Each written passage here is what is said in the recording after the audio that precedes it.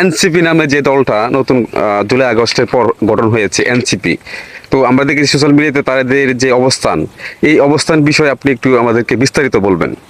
প্রথমে আপনাকে ধন্যবাদ আমাকে কথা বলা সুযোগ দেওয়ার জন্য। আসলে এনসিবি হচ্ছে এরা হচ্ছে একটা দালাল। এরা এ পৃষ্ঠায় যেতে চাইবে, ও পৃষ্ঠায় যেতে চাইবে, আর মাঝখানে এরা যে কোনো সরকারের হাত থেকে, বা এই সরকার হোক বা ওই সরকার হোক, এখান থেকে এরা লাভ নিয়ে বাড়িতে ফিরে যেতে চাইবে। আর আপনারা এই 2-2.5 বছরের অবস্থান দেখতেই পাচ্ছেন। এই সার্জি সালাম দেখেন, নাহিদ দেখেন, হাসনাত আব্দুল্লাহ দেখেন, এদের দেখেন কি নাডুস নুডুস চেহারা। যেমন 3 মাসে এরা মুরগির পোল্ট্রি খাইছে। আপনারা কি কখনো এই যে গ্রামের যে ষাঁড় গরু পালন করা হয় সেটা দেখছেন? হ্যাঁ, আমরা ষাঁড় গরু দেখেছি।